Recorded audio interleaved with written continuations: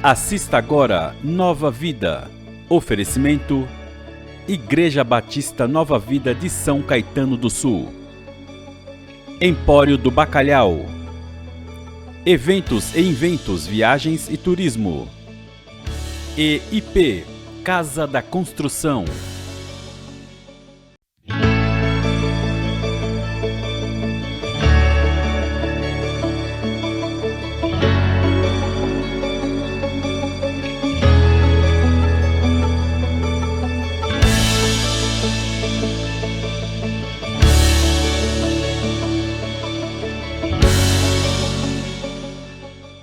Olá, bem-vindo ao nosso programa Nova Vida, programa patrocinado pela Igreja Batista Nova Vida, aqui em São Caetano do Sul. Eu sou o pastor Kenji, estou acompanhado do meu querido amigo pastor Edson de Faria. Pastor, tudo bem, pastor? Graças a Deus, tudo bem. Melhor agora que estamos com os nossos companheiros nos assistindo também. Falo plural, companheiros, porque acho que não tem um só assistindo. Né? É verdade, é verdade. Deve ter mais alguns. Então, seja bem-vindo você, que Deus o abençoe. É verdade. Estamos sentindo ainda a falta do nosso querido pastor Silvio de Oliveira, que está se recuperando aí da sua saúde, está de licença médica. Logo, logo ele estará de volta aqui, né, pastor? Conversando conosco, Jesus né? Cristo, se Deus quiser. Se Deus quiser. Está fazendo falta, né? Está fazendo falta, é verdade. Está fazendo falta. Está fazendo falta. Pois bem, estamos conversando, batendo papo sobre o Apocalipse. Pastor Edson se especializou no livro do Apocalipse. Estamos, então, aproveitando no bom sentido, né, pastor? Né, o conhecimento do pastor a respeito, então, de tudo aquilo que temos aqui neste livro tão precioso que fala a respeito do que vai acontecer nos últimos tempos. Aí temos dedicado, então, nossa atenção nas cartas que Jesus enviou às 7 igrejas da Ásia através de João. Já falamos sobre Éfeso, sobre Esmirna e hoje é para a igreja em Pérgamo. Em Pérgamo. O que podemos falar sobre essa igreja em Pérgamo, aliás, pastor? Antes de falar da igreja, falando sobre a cidade, é uma cidade que o produto dela era pergaminho. Ah, aí vem o nome? Daí o nome vem Pérgamo. Ah, entendi. Eles eram extremamente para usar a escrita deles, né? Então eles tinham uma grande produção de pergaminho. Olha só. Que fosse, daí o nome, então, Pérgamo, né? Entendi. E ela foi mais ou menos durante 200 anos, dentro de uma pesquisa feita, ela foi uma província romana, né? E com tinha uma grande biblioteca, mais ou menos 200 mil rolos. Uau! Eles tinham lá, né? Entendi. Então, realmente, era o chamado rolos ou pergaminhos, né? Certo. Talvez por eles produzirem, eles tinham lá uma biblioteca muito grande, realmente com uma grande quantidade. Então, era uma cidade cultural, vamos dizer. Exatamente. Ela estava até, não chegou ainda, não havia chegado a atingir Éfeso e Esmirna, mas ela estava em terceiro lugar. Olha. Né? Talvez por ser a terceira na cidade ali, né? Certo. Então, realmente, mas era uma vida uma cidade de levada a prazeres, realmente. Né? Prazeres carnais. Pagã, né?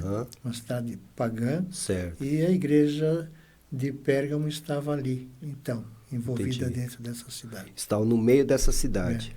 E é interessante que Jesus está se apresentando, e vamos dizer, todas as vezes, todas as cartas, Jesus se apresenta. Sim. Né?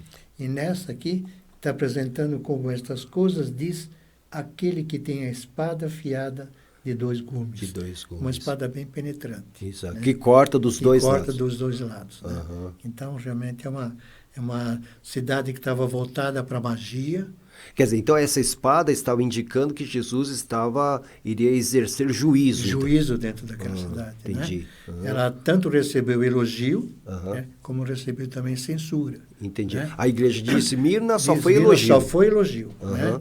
Ela se equiparou mais ou menos a Éfeso, que recebeu elogio e recebeu censura também. Entendi. Na censura de Éfeso, foi a que foi praticamente uma censura só, certo, com relação ao amor.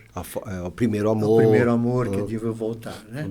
Mas aqui, dentro dessa igreja de Pérgamo, ela diz aqui o texto tenho algumas coisas contra você. Então está no plural no já. capítulo 14, né?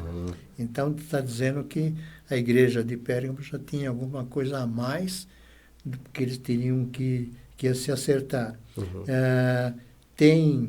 Tens aí, no versículo 14, né? Tens aí, tenho contra ti algumas coisas, pois que tens aí que sustenta a doutrina de Balaão, né? Balaão era uma doutrina que ele lucrava. Engraçado, né? Aquilo. Porque Balaão está lá atrás, lá em atrás, Números, né? E dá a impressão que o Balaão deixou alguns discípulos, né? Porque é de Moisés, da época de Moisés. Da época né? de Moisés, né? Então, ele vendia, vamos dizer assim, Sim. a doutrina, né? Vendia, são um mercenário da palavra, vamos dizer Sim, assim. sim. Né? Então, vai dar a entender que pode ser que está lembrando, olha, vocês ainda têm alguém que segue isso. Está fazendo a palavra mercadologicamente. Né? Usando como mercadoria. Permitindo a promiscuidade no meio da igreja. No meio da igreja, né? Depois eu vou falar também. A qual ensinava a Balaque, né? A armar-se ciladas diante dos filhos de Israel para comerem coisas sacrificadas a ídolos e praticarem a prostituição. Entendi. Então, aqueles mais fracos na fé eram iludidos, né? Para que exercessem. E vai também no 15, outro sim também tu tens, da mesma forma que sustenta a doutrina dos nicolaítas, né? Que também não tem nada muito definido. Tá, a gente não sabe. Mas a definição é que eles atrapalhavam a obra da igreja. Entendi. Né? Também com todas as teorias que poderiam estar trazendo, né? Então, a igreja em Pérgamo, ela permitia ali no seu meio quem seguia a doutrina de Balaão e dos nicolaítas também. Né? E entendi. Depois vai, no começo, vai dizer... ele vai também fazer um comentário no 13, né? E conheço o lugar que habitas, onde estás é o trono de Satanás, mas que conservas o meu nome. Quer dizer, então, algumas pessoas da igreja eram fiéis, eram sinceras, né? Mas ele vai dizer também a questão também de perseguição que teve, que ele vai citar os nomes aqui, Antipas, né? Que dá a ideia de que fosse um pastor, um bispo da igreja também. Que foi martirizado. Que foi martirizado pela dedicação dele, pelo compromisso dele com a palavra. Então, esse é o ponto forte da igreja e os pontos negativos são esses aqui de Balaão. Tecnicamente, tinham mais problemas negativos do que bem forte, né? Agora, bem pastor, lembra que a gente estava até acompanhando aquele pensamento dispensacionalista, né? Então, a igreja de Éfeso, que nós já conversamos, representa o período apostólico, a igreja apostólica. A igreja de Esmirna representa o período histórico da igreja perseguida. Né? Então, do segundo até o quarto século, no ano 312, mais ou menos. Essa igreja de Pérgamo, então, ela representa que período, então, da história da igreja? A união da igreja com o Estado. Né? A igreja imperial. Igreja imperial, né? Entendi. Que é conhecida, né? E seria dentro de um contexto mais fácil, mais simples, a igreja misturada com o Estado. Quer dizer, né? Igreja e política. Igreja e política junto. Né? O senhor acha que essa associação é que permitiu que houvesse tantos problemas aqui nessa... Agora, não na igreja de Pérgamo em si, mas na história da igreja. Na história, sim. Eu acredito que sim. Porque dificilmente você vai associar uma política, né? E a política envolve mentiras, envolve poder, né? Envolve coisas carnais, né? Embora tenha o seu aspecto positivo, sem dúvida nenhuma. Mas a gente vê hoje que quem está metido em política normalmente tem tem corrupções atrás, tem uma série de coisas. E que dificilmente está se compactuando, se compactando, né? Com a igreja ou com a palavra de Deus. Porque acaba entrando num sistema ali que ele acaba sendo envolvido, engolido. Aparentemente diz que não, né? Que não. Mas se você vai analisar, se você não tem de uma forma politicamente você não vai para um lado A ou lado B, né? E você normalmente é feito isso através de valores, né? De posições. Então, se você não submete a isso, você tem que sair da política. Tem que sair da política. Nós, batistas, nós defendemos a total separação entre a igreja e o Estado. Entre a igreja e o Estado. Né? Para evitar esse tipo de coisa. Né? Exatamente. Agora, aqui a gente vê que a igreja, é claro que nós estamos falando que Pérgamo representa a igreja imperial. Né? Representa significa que naquele tempo em que Constantino ele vai simpatizar com os cristãos, vai abraçar os cristãos, e parece-me que aí começam os problemas mesmo, aí né? que os problemas ficam mais sérios, né? Porque os bispos agora, o cargo de bispo agora é um cargo político, cargo né? político, né? E surgem os templos agora, né? Exatamente. Então, mas em função disso, começa a questão de autorizações, né? Vou construir aqui, mas posso? Você pode, desde que... Né? Então, essa engrenagem que está nascendo é uma igreja totalmente negativa. Negativa, né? Porque eu lembro nas minhas aulas de história da igreja que quando Constantino, então, ele libera, né? Inclusive, ele vai presidir o primeiro concílio, né? Exatamente. Concílio de Nicéia, de 325, mas aí ele autoriza a construção de templos para a igreja, para os cristãos, né? Então, os bispos agora estão fazendo parte da corte, né? Estão fazendo parte lá da corte do imperador, né? Então, começa toda uma situação que fica meio diferente, né? né? É questão política mesmo, né? Então, se você quiser subir politicamente, tem que estar pactuado com aqueles que estão realmente no comando. E aí que tem o problema. É aí que gera o problema. Por isso que dentro do contexto batista, especialmente, deve existir realmente a separação. Um pastor que quer se meter na política, na minha visão, tem que esquecer o título de pastor. Tem que estar como, eu sou fulano de tal, vou assumir, né? Sim, porque, de repente, concordo. colocando como pastor algumas atitudes que a gente até viu recentemente, pois é, pastor. Pode não cair bem para a igreja. Né? Pois é. É um testemunho extremamente difícil, né? Verdade, pastor. Fica muito difícil mesmo comprometer, né, o nome do evangelho, né, nessas situações. E a gente ouve dizer, não diz que é crente, não diz que é pastor. Pois é. Né? Então é um testemunho extremamente... e triste, né, pastor? Triste, né? Devíamos evitar, né, pelo menos... Se é um pastor, que continue sendo pastor no seu ministério, né? No seu ministério, né? Mas é complicado. Para isso, nós entendemos que houve o chamado. Né? Se bem que eu não sei se eu fui chamado, eu me apresentei. Mas que realmente a ideia do chamado é você ter uma separação mesmo, né? Estar cuidando das coisas lá do alto. E nós, a Bíblia diz isso, né? Temos que cuidar das coisas lá do alto e não da terra. É verdade.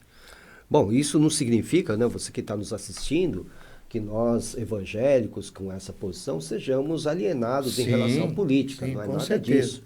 Só achamos que o lugar de pastor é no seu ministério, né? Ele não tem que se envolver em política, em estar assumindo um cargo, etc. É a nossa opinião, né? Opinião pessoal. A gente respeita, né, a posição de todos, né, pastor? Inclusive, a nossa oração é que o Senhor esteja abençoando aqueles políticos que escolheram a carreira de política. Que são evangélicos, cristãos, né? E para que eles sejam bem-sucedidos. Tá? E que não tragam escândalo. E que não tragam escândalo para a igreja. Tá? Já está tão difícil, nós né? Não somos alienados à política, não mesmo. Exatamente, né? Pois bem, continuando aqui, pastor, é que ele fala sobre o trono de Satanás. Satanás tinha um trono lá em Pérgamo? Não, fisicamente não, né? Mas dentro daqueles contextos que aconteciam, porque, veja, onde eles estavam lá colocados? Uma cidade que era entregue à magia, né? Existiam curandeiros ali, né? Existiam sacerdotes do deus Esculápio, que era o deus hoje da medicina. Da medicina, é verdade. Então, era muito bem... É uma cidade que tinha realmente um adentado na medicina. Né? Então tinha pergaminhos, tinha medicina. Tinha a biblioteca. Uau. Né? Escolápio era considerado o deus da cura, com sacerdotes e curandeiros, e que era adorado ali. Né? Então, tudo isso leva a um contexto realmente de que a cidade não era. Era sim uma cidade satânica, vamos dizer. Né? E ainda tinha os seguidores de Balaão e dos Nicolaitas dentro da igreja. Dentro da igreja. Jesus, então, realmente, o significado realmente que estava ali um trono de Satanás. Entendi. Né? E a igreja, aqueles que eram fiéis, imaginam que eram a quantidade menor, né? Imagina o que eles não sofriam também dentro daquela cidade, né? Por isso o líder foi morto, né? Antipas foi morto. E eles tinham lá um maior templo divino de César. Então, entendi. Em função o imperador também tinha o seu templo, a divindade. Porque ele tinha que ser adorado como uma divindade. E é por isso que os cristãos sofriam, porque se não se dobrassem aquele ídolo, eles eram penalizados. Que era o próprio imperador. É verdade, porque o imperador tinha que ser chamado de Senhor ou Kyrios, exatamente. Né? E os cristãos chamavam Jesus de Senhor ou também Kyrios. Então, quer dizer, havia uma... uma concorrência. Concorrência que não podia ser admitida. Exatamente, não admitiam, né? Olha só. Basta dizer que, quando Jesus nasceu, Herodes quis matar justamente por causa disso, né? Vou ter um concorrente aqui. É verdade. E a pregação que existia era realmente isto, né? É verdade. O rei estava para nascer. Né? É verdade. Pastor, agora, falando sobre o prêmio, a recompensa, né? Então, Jesus diz que ao vencedor dará o maná escondido, né? E também uma pedrinha branca com um novo nome escrito que ninguém conhece, exceto aquele que o recebe. Maná escondido e uma pedra com um novo nome. Que prêmio é esse, pastor? Eu tenho um pensamento. Né? O nosso maná quem é? Jesus Cristo. Jesus. Né? Então, realmente... o pão que desceu do céu. Se nós olharmos também na arca, né? Tem um frasquinho lá. Verdade. Colocado dentro da arca, que tem lá, esse maná não apodreceu. É verdade. Né? Foi colocado lá. Talvez isso já seja uma ideia, talvez, do que seria colocado na arca, né? O maná escondido. O maná né? escondido. Porque nessa altura Jesus Cristo já não era o nosso maná escondido. Né? E é o único lugar realmente que o maná estava escondido. Estava dentro da arca. Olha, né? Só então, que bênção. Pode ser realmente uma colocação aí. E depois você me falou o quê? Da pedrinha. A pedrinha. Essa pedrinha imagino eu, só podendo imaginar, né? Porque ainda não chegamos ali, né? É realmente a purificação nossa, nossa purificação. Nós teremos novo nome, né? Então, é o sentido, essa pedra branca, eu imagino, seria a purificação que nós teremos, aí purificação total, plena. Né? Quer dizer, o nosso corpo glorificado e, né? Tudo novo. E tudo novo. Né? Inclusive o nosso nome. Exatamente. Nosso nome. Quer dizer, meu nome não vai ser Kenji, então, vai ser um outro nome. Pode ser Kenji, mas traduzido de uma forma diferente. Então, foi um novo nome escrito. Né? Então, eu já li um comentário, pastor, que o comentarista disse que essas pedrinhas com nomes eram um tipo de um convite que as pessoas recebiam para ir numa festa. Então, quando se apresentavam lá na entrada, eles se apresentavam a pedrinha com o nome dele, então ele podia entrar na festa. Né? Então, alguns disseram que é isso, que é a pedra, que é um convite, que nós entraremos naquele banquete, né, nas bodas do Cordeiro, só que o nome que está lá é meu, mas ao mesmo tempo é um novo nome. Novo nome. Né? Por isso está levando a pedrinha. Né? Sou eu mesmo. Aliás, eu conheço um pastor, né, o pastor Kenji, né, que diz que na chegada lá, né, vão ter três surpresas. Né? Surpresa. Aquela, estou aqui, né? Eu cheguei. Cheguei, né? Consegui chegar. Mas você está aqui. A segunda surpresa, né? Você aqui. E a terceira, cadê? Cadê fulano, né? Cadê aquele irmão, né? Pode ser que 2 deles não levaram a pedra. Mas é interessante, né, pastor? Porque Jesus, ao mesmo tempo, ele fala para se arrepender, porque senão ele ia usar aquela espada. Exatamente. Né? E ao vencedor do maná escondido, muito bonito, né? Esse da tirada da Arca da Aliança, né? E a pedrinha, né? É interessante que cada carta, realmente, o final dela é nesse sentido, que tem que ouvir o que o Espírito está dizendo, né? E está dando a colocação para que se acerte em função daquilo que foi feito na igreja, né? Então, em Éfeso foi mais ou menos a mesma coisa, né? Porque houve, a única que foi mais ou menos diferente é a questão de Esmirna, né? Sim. Mas dessa aqui também está dizendo, olha, se acertem, porque senão vocês vão ser cortados. E é interessante que nas 3 cartas, Jesus se apresenta como remetente, mas ao final quem fala é o Espírito Santo. Espírito Santo, tá? É a prova de que nosso Deus é um Deus triuno. Triuno. Mas é um só. É um só. Ele é 3 pessoas, cada pessoa é plenamente Deus, mas é um só Deus. É um só Deus. Mas que coisa. E que palavra eu montaria para a igreja hoje, mediante essa carta de Pérgamo, pastor? Acertar o caminho. Como acertar esse caminho, pastor? Viver o evangelho puro. Viver o evangelho pleno, né? Praticar aquilo que está sendo colocado. E no que diz respeito à política, pastor, a gente está vendo aí grandes líderes, hoje, né? Antes da campanha eleitoral para presidente, já estamos vendo aí algumas movimentações de líderes, grandes líderes, né? Já apontando aí quem vai ser, quem não vai ser, que direção vai tomar. A mídia tomando posições diferentes, né? O que o irmão diria, né, mediante isso que nós estamos vendo em Pérgamo, porque foi um envolvimento político, né? Político. Pastor, eu continuo com a mesma convicção minha. Se não se voltar a Deus, a coisa vai ficar complicada. Né? Então, pelo menos a igreja realmente tem que estar com o joelho no chão, orando, para que dentro dessa colocação que a gente vê, muitos disse e não disse, verdades e mentiras sendo colocadas, né? Que na realidade era mais ou menos o que vivia a igreja na época, mas nós temos que olhar aqui o que realmente ele está dizendo, né? Quem tem ouvidos, ouça o que o Espírito diz à igreja. Então, o Espírito está dizendo que nós temos que nos converter. Então, deve ter-se em nossa oração, é para que Deus coloque sabedoria na cabeça desses homens e mulheres que estão no governo, né?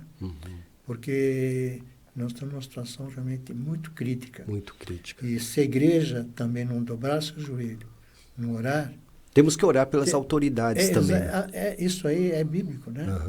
Nós temos que orar pelas autoridades, porque aqueles estão envolvidos de poder, né? Orar por todos. E aqueles, inclusive aqueles que estão, os reis, né? Diz a Bíblia, os reis, eles que estão envolvidos no governo. E essa é a nossa função, tá? Não somos políticos, né? Mas somos submissos ao nosso Deus. Ao nosso Deus. E com isso nós temos que estar fazendo com o que ele pede, orar pelas autoridades. Orar pelas autoridades. Sermos bons cidadãos, né? Fazer a nossa parte. Fazer a nossa parte, que aliás isso é uma questão já, não é nem tanto religiosa, é uma questão moral. Né? Estamos fazendo cívica, a nossa né? parte, cívica. De cidadania mesmo. Exatamente. Mas ao quadrado, né? Como nós somos servos do Senhor, temos que dar fazer testemunho. isso com muito mais seriedade. Verdade. Lembrando do exemplo de Daniel, né? Exatamente. Lembrando do exemplo de Daniel, né? Que não se misturou. Nunca mesmo tendo assumido um cargo de grande importância no governo babilônico. Uma responsabilidade. Foi mas ele não o segundo em governo. Exato, ele não se corrompeu. Não se corrompeu, foi até preso, perseguido, né? E depois foi parar na cova dos leões, né? Mas ali ele foi liberto também. É verdade, né? pastor. E ali depois até os que os atacaram que foram mortos, né? Mortos, né? Então nós temos que agir. Eu acho que o exemplo de Daniel, embora a gente esteja falando até... Daniel está ligado também às últimas coisas, mas é um exemplo de um político segundo o coração de Deus, né? Exatamente. Porque ele era um governante, né? Sim. Isso não quer dizer que o ser humano não possa errar, né? Mas se ele está sob a direção de Deus, dificilmente ele vai errar, né? É verdade. as decisões que ele vai tomar são decisões sérias, decisões humanas, né? E que realmente para a glória do Senhor. Né? Um dia a gente vai separar o programa aqui só para falar sobre Daniel. Daniel e política, né? Tá bom, muito bem. Uma palavra final, pastor, para o nosso ouvinte. Obrigado pela sua atenção, né? Na expectativa nossa é que tudo aquilo que estamos falando aqui venha de encontro à sua necessidade, né? E além disso, né? Fora da sua necessidade, aquilo que você deve pensar, especialmente numa época que estamos de eleição, né? É verdade. Para que você ponha, se você confia no Senhor, coloque o seu joelho no chão e ore pela nossa nação. Amém. Né? Amém. Não esquecendo também da Ucrânia, Sim. que vive numa situação extremamente complicada. Perfeito. Né? Mas que Deus o abençoe. Amém. Muito obrigado pelo carinho da sua audiência. Continue conosco nesse bate-papo a respeito do Apocalipse. Se você quiser participar com perguntas, dúvidas, sugestões, entre em contato com a Vox TV e nós teremos todo o prazer de atender, então, a sua solicitação. Que Deus te abençoe e até o próximo programa, se assim Ele o permitir. Até lá. Deus abençoe.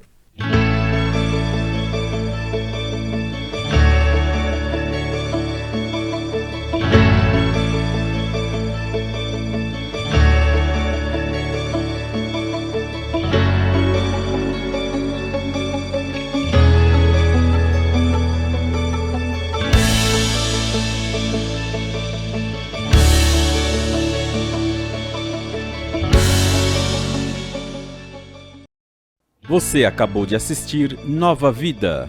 Oferecimento: Igreja Batista Nova Vida de São Caetano do Sul. Empório do Bacalhau. Eventos e Inventos, Viagens e Turismo. EIP, Casa da Construção.